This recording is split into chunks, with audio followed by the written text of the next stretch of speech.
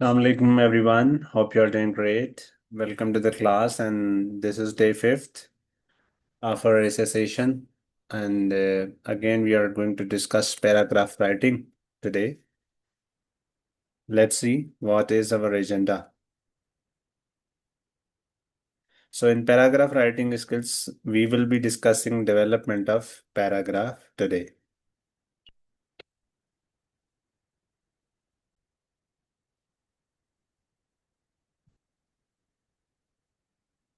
So, before our formal discussion on development of the paragraph, let's see कि हम अभी तक जो गुफ्तगू कर चुके हैं उसको ज़रा रिकैप कर लेते हैं।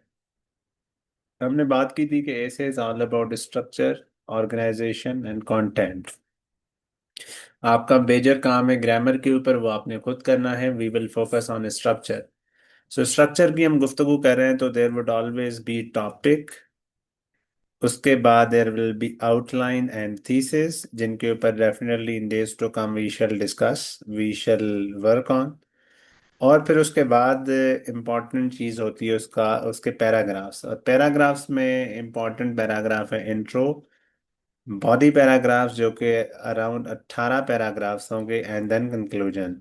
हमारी इस डिस्कशन का जो मेन फोकस है वो ये है कि हमने समझना है कि बॉडी पैराग्राफ्स बेसिकली कैसे लिखे जाएं। एक तो चूंकि मेजर चंक ऐसे का इनके अराउंड रिवॉल्व करता है, तो हम complete discussion related body paragraphs यहाँ पे कर लेंगे once and for all, for the sake of the overall clarity. The bottom line is very much clear. If your structure is clear, your essay will pass. If it is confused, nothing else is going to save you. फिर हम structure में development of paragraph writing में भी मजीद हम आगे एक कदम आगे कि जी हम ये जो सीख रहे हैं पैराग्राफ राइटिंग, तो body paragraph is a very simple paragraph but with these components. एक उसमें टॉपिक सेंटेंस होना चाहिए, बॉडी होनी चाहिए, एंड फाइनली उसमें कंक्लूडिंग सेंटेंस होना चाहिए। एक दिन में हमने टॉपिक सेंटेंस और कंक्लूडिंग सेंटेंस को सीखा। फिर हमने कल से बॉडी ऑफ पैराग्राफ के ऊपर काम करना शुरू कर लिया। अगर हम उसकी डिस्कशन को भी समराइज कर लें तो बॉडी ऑफ पैराग्राफ के क्या कंपोनेंट्स होंगे, तो वो भी एज सच है। नंबर वन उसमें आ जाती है यूनिटी, जिसका मतलब यह है कि आपके तमाम तर sentences should be focused on justifying that single burden of proof. Second है कोहेरेंस, कि आपकी राइटिंग में ना सिर्फ लॉजिकल कनेक्टिविटी होनी चाहिए बल्कि वर्बल कनेक्टिविटी भी होनी चाहिए, जो कि रिपीट ऑफ कीवर्ड्स, प्रोनाउन और ट्रांजिशनल वर्ड्स ऐसी टेक्निक से अचीव हो जाती है। उसके बाद जो दो इम्पॉर्टेंट कंपोनेंट्स हैं वो हैं development and organisation within paragraph. आज की हमारे discussion lastly will focus on the development side of the paragraph, कि आपने एक टॉपिक सेंटेंस लिख लिया, a point is to justify it, point is to explain it. वो कैसे एक्सप्लेन होगा, किस तरीके कार से होगा, we will focus on that. And last but not the least, कल वाली क्लास में we will talk about organisation. तो कल तक हमारी paragraph writing, particularly body of ऐसे के जो पैराग्राफ्स हैं उनसे मुतल्लिक जितनी गुफ्तगू होगी वो अपने लॉजिकल कंक्लूजन पे पहुंचेगी। ये एक मेथडोलॉजी है जिसको आपने फुली टेक्निकल साइड में रिटेन करना है। बाकी argument side will evolve over the course of time. Okay, development के ऊपर आते हैं कि डेवलपमेंट से मुराद क्या है। डेवलपमेंट से सिंपली मुराद ये है कि आपने जब एक टॉपिक सेंटेंस लिखा तो अब उसको एक्सप्लेन किस तरीके कार से करना है, किस तरह की एक्सप्लेनेशन, जस्टिफिकेशन, डेटा एनालिसिस वहाँ पे ऐड होना चाहिए या नहीं होना चाहिए। So for this we will discuss tools of development of the body of the paragraph. अब टूल्स हैं एक बिल्कुल ही सिंपलीफाइड जो कि बिगनर और एवरेज कैंडिडेट्स के लिए हैं, वो यहाँ पे आप लोगों ने पहले समझनी है। फिर कुछ टूल्स ऐसी हैं जो कि कुछ एडवांस्ड एस्पायरेंट्स के लिए हैं। जो एस्पायरेंट्स बेसिक टेक्निकलिटी सीख लेंगे उन एस्पायरेंट्स को फिर जो एडवांस टेक्निकलिटीज हैं उनके ऊपर फोकस करना होगा। सो बेसिक टेक्निकलिटीज में first is reasoning, second is factual info, then quotations and examples.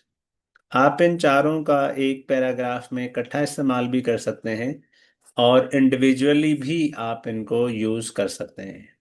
But point is के ये चार आप लोगों ने फ्यूचर कंटेंट डेवलपिंग स्ट्रेटजीज के लिए भी एक बेस लाइन बना देनी है।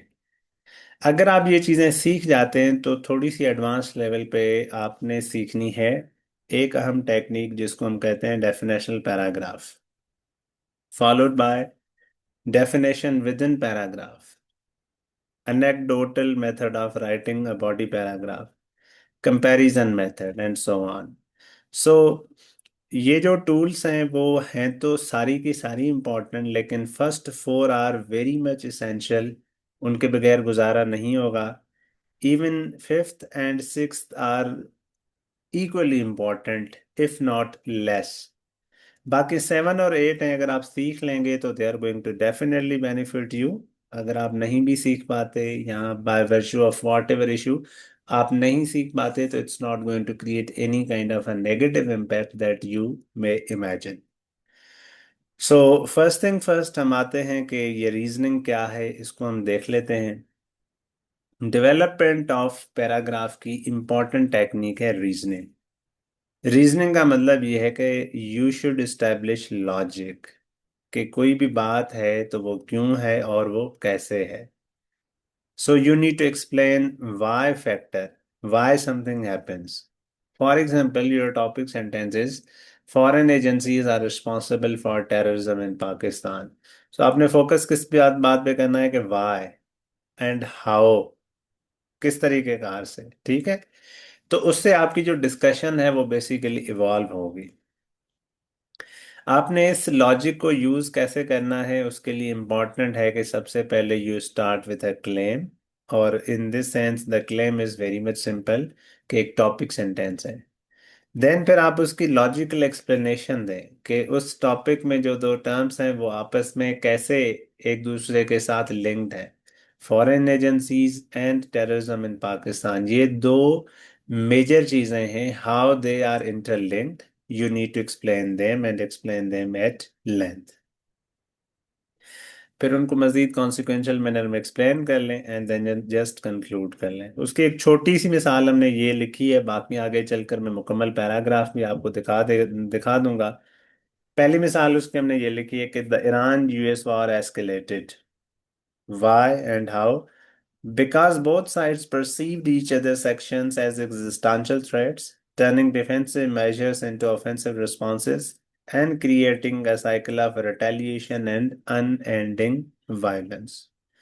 सो आपने लॉजिक जब इस्टेब्लिश कर ली तो आपकी जो एक्सप्लेनेशन है वो रेलिवेंट भी हो जाएगी, लॉजिकल और नेचुरल फ्लो के साथ भी इवॉल्व करेगी और रीडर को कन्विंस भी कर लेगी। नेक्स्ट उसमें अगली टेक्निक है फैक्चुअल इंफॉर्मेशन। फैक्ट्स के लिए सबसे इंपॉर्टेंट चीज ये है कि facts must be verified. Facts, figures, events जितने भी हों वो रेलिवेंट हों, अपडेटेड हों। मिसाल हम बात कर लेते हैं कि in early 2026 US air strikes targeted Irani nuclear sites followed by Iran's missile attacks on regional bases, demonstrating rapid escalation into direct conflict।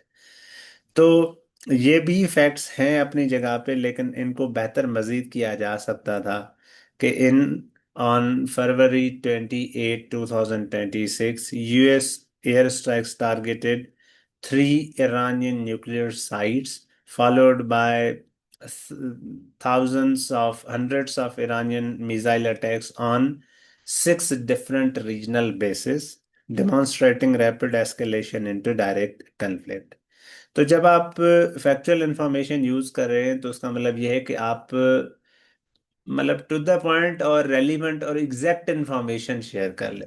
Generalise किस्म की फैक्चुअल इंफॉर्मेशन कोई फैक्चुअल इंफॉर्मेशन नहीं होती।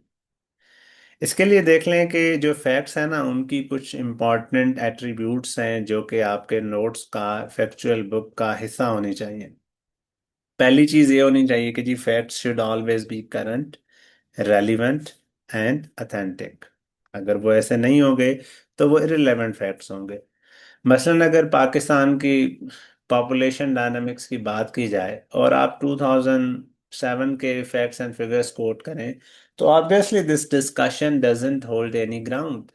This discussion is completely pointless because the facts are neither current nor relevant and not even authentic.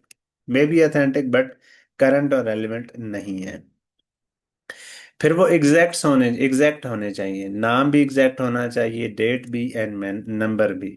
ये नहीं होना चाहिए कि जब 2018 में एक प्राइम मिनिस्टर था या जब 2013 में एक गवर्नर था, सदर था, इस तरह से नहीं। You should be knowing what factual information you are going to use and you should know it exactly. Otherwise आपने वो factual information use नहीं करनी। नेक्स्ट इसमें है कि fact should be credible. Aspirants क्या करते हैं कि ऐसे सोर्सेस को कोट करते हैं जिनका किसी चीज़ से ताल्लुक नहीं होता।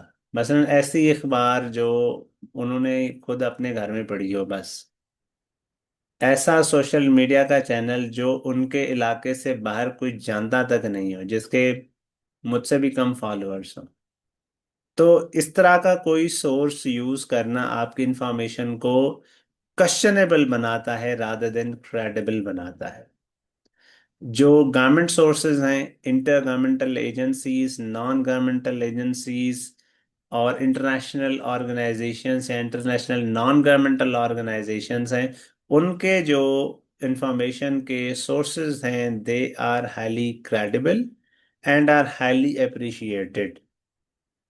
आप अगर चाइल्ड हेल्थ की बात करते हैं एंड यू कोट यूनिसेफ, तो दैट एसेंशियली मीन्स कि आपने बिल्कुल फैक्चुअल इंफॉर्मेशन के ऊपर काम किया है। आप डेवलपमेंट और अंडर डेवलपमेंट की डायनामिक्स को डिस्कस करने जा रहे हैं, you are quoting the facts and figures of UNDP. It means कि आपने माशाल्लाह थोड़ा सा टाइम निकाला है और आपने फैक्चुअल इंफॉर्मेशन अपनी बेहतर की है। और वही इसी तरह के फैक्ट्स आपने यूज करने चाहिए। उसके अलावा पाकिस्तान में डिफरेंट थिंक टैंक्स काम कर रहे होते हैं। आप उनके जो सोर्सेज हैं उनको भी साइट कर सकते हैं, पिल्डेट है, पिप्स है एंड सो ऑन। जो भी इशू है उसके ऊपर एक थिंक टैंक ऑलरेडी काम कर रहा होता है, आपने उसको ज़रूर कोट करना है। उससे मालूम ये होता है कि आप एक वेल रेड आदमी हैं, अपडेटेड आदमी हैं, और आप इस एग्जाम को वाकई एक सीरियस मैनर में लेके जो है ना चल रहे थे। फैक्चुअल इंफॉर्मेशन हो गई, उसके बाद इंपॉर्टेंट है जी कोटेशंस। कोटेशंस बेसिकली ये होता है कि आप अपना ओपिनियन तो दे ही रहे होते हैं जब भी आप किसी टॉपिक सेंटेंस को एक्सप्लेन कर रहे होते हैं, लेकिन साथ ही अगर किसी उस फील्ड के एक्सपर्ट का ओपिनियन भी देंगे तो वो स्टेटमेंट ज़रा ज़्यादा क्वालिफाई हो जाता है। मिसाल आप आर्ग्यू कर रहे हैं कि there should be dialogue with the terrorist just in case there is a topic sentence, और आपने आगे बात की कि कैसे ये डेमोक्रेटिक है, लॉन्ग टर्म है, इफेक्टिव है, कोलेटरल डैमेज कम होता है, इन एक्सपेंसिव भी इतना ज़्यादा नहीं है। और नॉम चॉम्स्की ने भी कहा है कि how can there be a war on terror when war itself is a terror. तो kind of using this type of statement आपको हेल्प आउट ये कर लेगा कि it is going to reinforce your opinion, and by reinforcing your opinion through a credible person, through a person who is expert on that particular domain, you are winning the battle on in every sense of the term. Use कैसे करना है इसको? Simple होनी चाहिए quotation, ऐसी ना हो कि पूरा का पूरा पैराग्राफ ही कोटेशन हो, या कोई गैर जरूरी आपने बात याद कर ली है और उसको इन्वर्टेड कामास देकर और किसी ऐसे ही फारिग अंग्रेज आदमी का नाम लगा दें और कहें कि ये फलां जो है ना जॉन एडम ने कही है जो सिम्थ का कजन था। इस तरह से बिल्कुल कोटेशन ना लिखनी चाहिए। मॉरली भी ठीक नहीं है। एक आपकी मॉरल इंटेग्रिटी होती है और एक इंटेलेक्चुअल ऑनेस्टी भी होती है। तो और वो पकड़ी भी जाती है कि एडम स्मिथ का कजन तो था ही नहीं कोई, आपने कैसे उसकी जो है ना वो बात लिखी है, ठीक है। So war is merely the continuation of policy by other means. Clausewitz. अब आपको पता है कि क्लासविट्स की किताब है ऑन वॉर, जहां पे उसने ये बात लिखी है। तो जब आप उस पर्टिकुलर ओपिनियन के अकॉर्डिंग उस पर्टिकुलर एक्सपर्ट को कोट करेंगे, definitely people are going to sorry people are going to buy your argument, और even the examiner is going to definitely reward you on this particular domain. अब quotation को use कैसे करना है, that's another question. Number one ये है कि keep it short. मैंने जैसे बताया कि पूरे पैराग्राफ की अगर आप कोटेशन लिख लेंगे तो बस फिर तो खत्म है, बात ही खत्म है, फिर तो कोटेशन से भरा हुआ ऐसे आपने लिखना था। एक ये आपने जहन में रखना है। सेकंड आपने करना है कि they must directly support your idea. आप ये ना समझें कि बस वो आपने नॉन टर्म्स की लिख दिया तो बस वो ना एग्जामिनर इम्प्रेस हो जाएगा, तो यार इसको तो ना बड़े बड़े लोगों का नाम पता है। अक्सर एस्पायरेंट्स ये करते हैं। और इवन मुझे याद है कि हम जिन्ना लाइब्रेरी में तैयारी करते थे तो शाम को आते थे चाय पीने, ब्रिटिश काउंसिल के साथ उधर एक है चाय वाला। तो उधर एस्पायरेंट्स इतने अजीबो गरीब किताबों का नाम लेते और इतने अजीब गरीब ऑथर्स का नाम लेते कि इनिशियल डेज में तो वो नाम सुन के बड़ी परेशानी हो जाती थी कि यार ये तो लोग ना हमने सुने हैं ना ये किताबें हमने सुनी है, पता नहीं हमारा क्या होगा। तो पता बाद में ये चलता था कि ये बिल्कुल कनकॉटेड फैक्ट्स हैं, कनकॉटेड नेम्स हैं, बोगस हैं और इस तरह की कोई चीज़ नहीं है। और वो फिर उनके साथ बातें एसोसिएट कर लेते थे कि ये तो फलां बंदे ने बात की है। तो वो बाद में जब दो चार हमने बातें खुद क्रॉस चेक की तो उन्होंने बंदों उन बंदों का कोई वजूद ही नहीं था, वो तो जिंदा ही नहीं थे बंदे जिनके बारे में ये बातें लिखी गई थी। तो करंट अफेयर्स का पेपर हो, पाक अफेयर का, ऑप्शनल कंपलसरी, या इवन ऐसे का आपने ये हरकत नहीं करनी, आपने सिर्फ डायरेक्ट रेलिवेंट कोटेशंस लिखनी है। एक और चीज आपने जरूर जहन में रखनी है कि ओवर यूज आपने नहीं करना। एक पैराग्राफ में कोटेशन आ गई है तो ठीक है, बाकी पैराग्राफ्स के लिए भी कुछ बचा लें। और बिल्कुल फरसूदा कोटेशंस यूज नहीं करनी, चाहे वो कितने बड़े आदमी की हों। डेमोक्रेसी पे मैं ऐसे पढ़ पढ़ के थक गया हूँ, और शुरुआत ही उस बात से होती है कि जी democracy is the government of the people for the people by the people. ओ भाई अब्राहम लिंकन को माफ कर दो, बस उसने गलती से ये बात कह दी थी, दोबारा वो नहीं कहेगा, बस आप इस कोटेशन को चेंज कर लो। मतलब थोड़ी सी बंदा एफर्ट कर ही लेता है कि भाई डेमोक्रेसी के ऊपर 10,000 लोगों ने कोई बात की है। तो वाई इट इज सो कि आपने सिर्फ एक ही इसी कोटेशन को जो है ना अपने साथ कैरी ऑन करना है। तो ये वो कुछ टेक्निकलिटीज हैं जिनको आपने ज़रूर जहन में रखना है। नेक्स्ट आ जाते हैं वो हैं एग्जाम्पल्स। सबसे इम्पोर्टेंट जो टूल या टेक्निक है इस पूरी ऐसे राइटिंग फिनोमेना और डोमेन की, वो है आपकी एग्जाम्पल्स की। एग्जाम्पल्स क्या होते हैं भाई, एग्जाम्पल्स ये होते हैं कि आपकी जो क्लेम है उसे रियल वर्ल्ड इंस्टांसेस में कन्वर्ट कर लेते हैं, जिससे आपका जो आइडिया है वो कंक्रीट हो जाता है। I hope I am audible to all of you. दो लोगों का मैसेज आया कि सर आवाज़ नहीं आ रही है। जस्ट क्विकली कुछ 15 लोग मुझे बताएं कि am I audible to all of you please.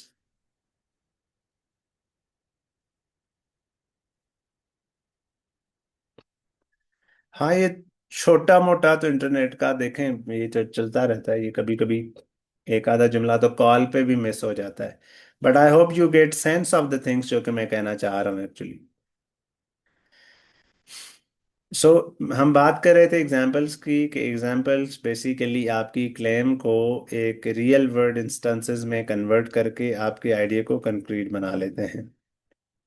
For example हम ये कहेंगे कि जी Iran war is going to affect global energy, लेकिन उसका हमको मिसाल ना दें तो क्लैरिटी नहीं आएगी। लेकिन if we give some example कि for example Iran threat to block the strait of Hormuz highlighted how the conflict should disturb could disturb global oil supplies.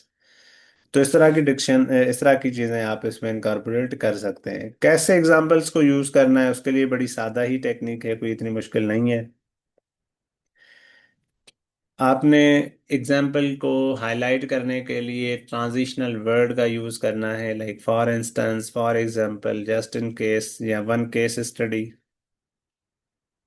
Second, आपने उस एग्जाम्पल को एक्सप्लेन करके बता देना है, सिर्फ लिख नहीं देना कि for example blockade of strait of Hormuz, no. आपने इस एग्जाम्पल को एक्सप्लेन कर देना है। आपने ये जहन बनाना है कि रीडर बिल्कुल एक बच्चा है, उसको मैंने पूरी बात समझानी है, और जब तक वो पूरी बात नहीं समझेगा वो मेरी बात नहीं मानेगा।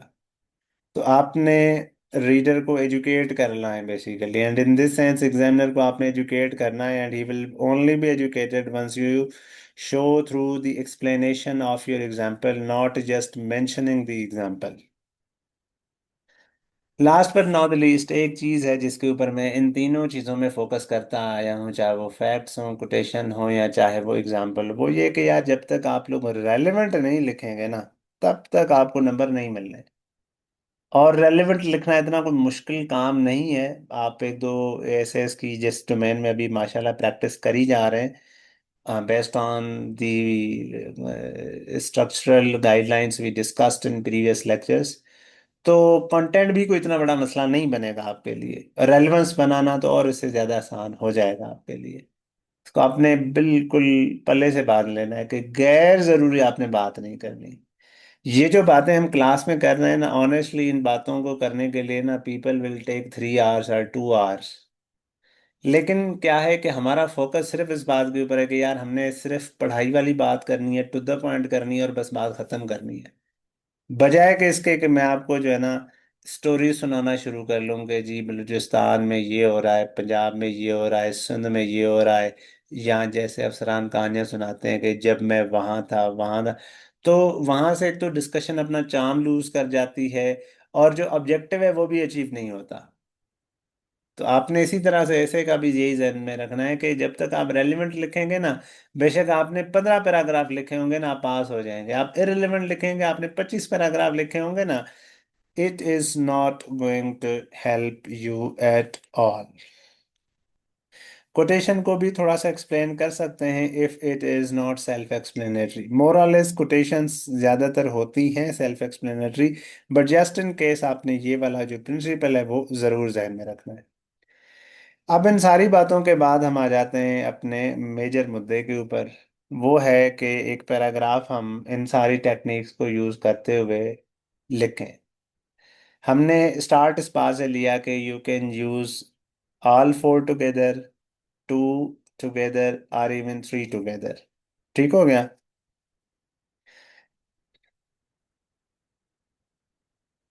एक टॉपिक मैंने आपको होमवर्क दिया था कि Israel Hamas war, a test case for global community, या human, test case for global conscience. तो उसमें हमने उसके ऊपर एक पैराग्राफ लिखा है। The Israel-Hamas war has exposed a glaring moral inconsistency in global responses to humanitarian crises. While Western powers swiftly condemn violence elsewhere, their silence or one-sided support in the face of mass civilian casualties in Gaza raises serious ethical questions. According to the UN Office for the Coordination of Humanitarian Affairs, over 30,000 Palestinians, mostly women and children, have been killed since October 2023. Yet global powers fail to enforce ceasefires or ensure humanitarian corridors. This selective empathy not only undermines international law but also reflects a fractured global moral compass. Therefore, the war is not merely a regional conflict, it is a litmus test of whether the world treats all human suffering equally or discriminates based on political alliances. तो ये एक हमने paragraph लिखा जो कि इस चीज़ को थोड़ा सा जस्टिफाई भी कर रहा है, एक्सप्लेन भी कर रहा है, और हमने प्रॉपर यूज़ ऑफ यहाँ पे सिर्फ और सिर्फ कोटेशंस का लिख लिया। सॉरी, फैक्चुअल इंफॉर्मेशन का हमने यहाँ पे जो यूज़ है वो कर लिया। We can go beyond that, but ये एक बेस लाइन है जिसको आप लोगों ने अंडरस्टैंड करना है। अच्छा जी, नेक्स्ट हम जाते हैं। A viable way forward in the Iran-US conflict lies in shifting from coercive confrontation to structured, interest-based diplomacy. that respects sovereignty while ensuring regional stability. इसमें हमने ज़रा कोटेशन का इस्तेमाल किया है. I would like you people to take a screenshot of this slide and read it at your own layer time and learn how quotation can be used. Quotation can be placed in the start, मतलब it can be placed after topic sentence, but it will be more appropriate if it is placed later.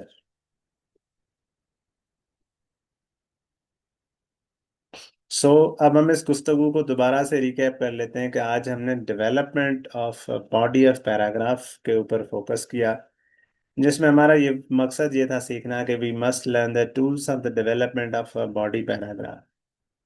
Basic level पे आपको जो आनी चाहिए वो ये है कि रीजनिंग का पता हो, फैक्चुअल इंफॉर्मेशन का पता हो, कोटेशंस का पता हो और एग्जाम्पल्स का पता हो. कल वाली क्लास में मैं आपको सब पढ़ाऊंगा definitional paragraph, definition within paragraph, anecdote and comparison. फिर हम ऑर्गेनाइजेशन ऑफ पैराग्राफ पढ़ के अपनी डिस्कशन को क्लोज कर लेंगे. आपका कल के लिए होमवर्क ये है कि आपने अब 2 पैराग्राफ लिखने हैं अपनी मर्जी के, जिसमें आपने जो पहली 4 टूल्स ऑफ डेवलपमेंट हैं इनको फोकस करना है. इनको यूटिलाइज करते हुए आपने अच्छा सा 2 पैराग्राफ लिख लेने हैं. और अगर आपने कोई चीज मिस आउट कर ली है पैराग्राफ राइटिंग के हवाले से, या आज आपका पहला दिन था, तो भी आप इसमें मायूस ना हो. कल हम चूंकि पैराग्राफ को कंक्लूड करने जा रहे हैं, तो मैं पैराग्राफ के ऊपर एक क्विक रिकैप भी रखूंगा. 5 बजे हम शुरू करेंगे क्लास इंशाल्लाह.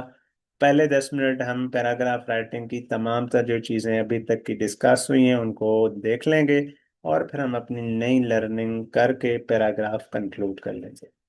That's all for today. और आज आप लोगों ने एक और काम करना है कि ग्रुप में फीडबैक ज़रूर देना है. मैं उसकी जो सेटिंग्स हैं वो ऑन कर लेता हूँ और उधर आप लोगों ने फीडबैक देना है. On this note we end the class. Thank you so much.